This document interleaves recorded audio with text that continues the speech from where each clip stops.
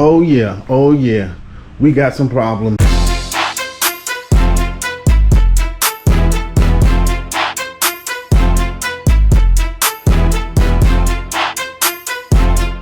What's up, guys? Welcome back to the channel. This is your boy JReed for JReedsLoveofCars. So here's what we're doing today. Well, let me give you a little background. Drove my car to work the other day, right? On the way to work, and I kind of told you this in a previous video, I've been having some little transmissions whoop-de-whoops. Then I had some transmission whoop-de-whoops. On the way to work, probably about 20 miles or so. Almost get to the location, and all of a sudden my car would not shift past 4, which has happened before. Fine. Cool down. I figured you just need to cool down, whatever. But I already knew it's an issue. At this point, I'm just trying to get to and fro. Get off work. On the way home, traffic. It does the same thing again. It will not go in the 5th or 6th gear. Perfectly fine. Because the temperatures was doing good on the transmission, even though it was like 90 degrees outside. My temperature was around 200, 190, 180. So we still okay with there. But some told me just get off and exit. So worst case scenario, if it goes into limp mode, where I can only go like 29 miles an hour, I'll be on a side street. I can get in the parking lot. Well, I made it about 10 minutes from the house. And this is a pretty long trip. 10 minutes from the house. Went into limp mode. Could not go over 29 miles an hour. Got home. Well, let me go back a little bit. In the morning, I got no check engine lights. On the way home, check engine light popped on. So when I came home, I pulled the codes, and let's see if I still have them, because I did have codes once I came home, which is good. I had a P0700, nothing. That's just like, hey, something wrong, player. And then we had the P0716 and P0741. Those are the two that I'm concerned with. So either my torque converter is cooked, or I just need to change the transmission fluid up, fill up the transmission fluid. So long story short, what we are about to do is move this bad boy around some kind of way, get it leveled up, because in order to check the fluid, you got to jack the car up, get up under there, and take the bolt out and see if it dripped. There is no dipstick in a C6 Corvette.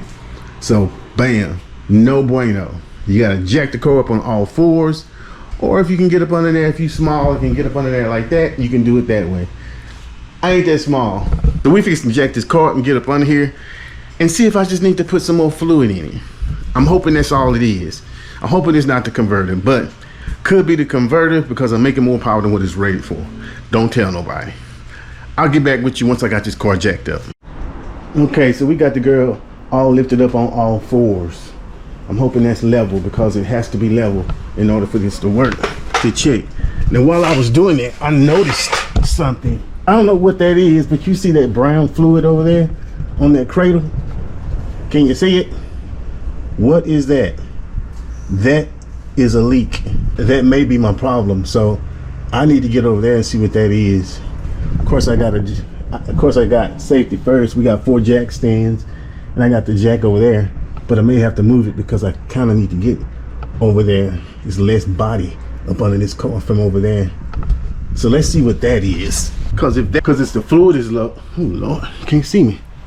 Because if the fluid is low, and that's what's causing it, then there's a fitting or something that needs to be replaced. I really don't have leaks in this car.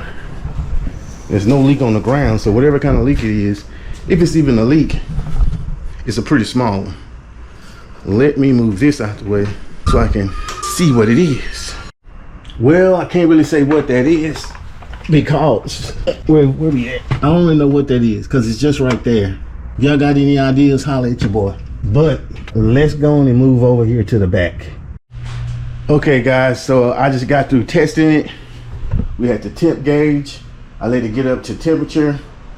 The way you got to do it is, I wasn't gonna record that because you got to be up under the car with the engine on, idling. So I would have loved to show y'all the process, but safety first. But all you got to do is go through the gears, get the transmission up to temperature. You know, the fluid is gonna be kind of hot, so make sure you got something to cover up your hand like that when you take that plug off, or you're gonna be crying like a little. Anyway, that plug right there, that is the drain plug, but also the plug that you tested on the other side is the fuel plug. So you take that drain plug out while it's warm with the engine idle to see if it's low or too much oil. If it's too much oil, it will flow out until it's a trickle. Then you have enough oil in it. Now the thing about what I just noticed was it kind of seemed like it was overfilled and it was very black. So that may be my issue. I need to redo the oil. I don't know, we're gonna have to see that out. It's my first time doing it. I hope I did it right. I got the transmission up to about and it takes a lot of quarts of, about 5 quarts of oil too. So yeah, that part. But we got the temperature up like it was needed to be before I tested it. So I don't know, maybe that's all I need to do is okay. But here's the thing, I am told, please let me know in the comments if I am wrong, but I am told you never flush the transmission on these. It causes more problems than good. Just, and I was also told that unless you have a leak, you know, in your lines or something, it really should never be low. But it can be overfilled, obviously, especially with all the work I've done on it. I mean, my rear end, it's been down at least 3 times out of this car. For the converter, for the torque tube. I mean, that ain't got nothing to do with transmission per se, but I don't know. I'm gonna report back to the shop, see what they think, and probably go from there. But my check engine light is still on. I ain't drove it though. Anyway, I wouldn't say that it's an easy process. Anytime you gotta jack up the car all the way instead of just checking the dipstick. I need some lights in here. Anyway, that's a good indication that it's not necessarily easy, but it's doable. Anyway, I'll report back to y'all. I just hope I don't need a new torque converter or a new transmission. But when you're modifying cars, putting more power in them than what technically they were intended for, something you gotta deal with.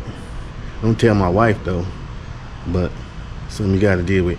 This your boy. Make sure you like, comment, and subscribe.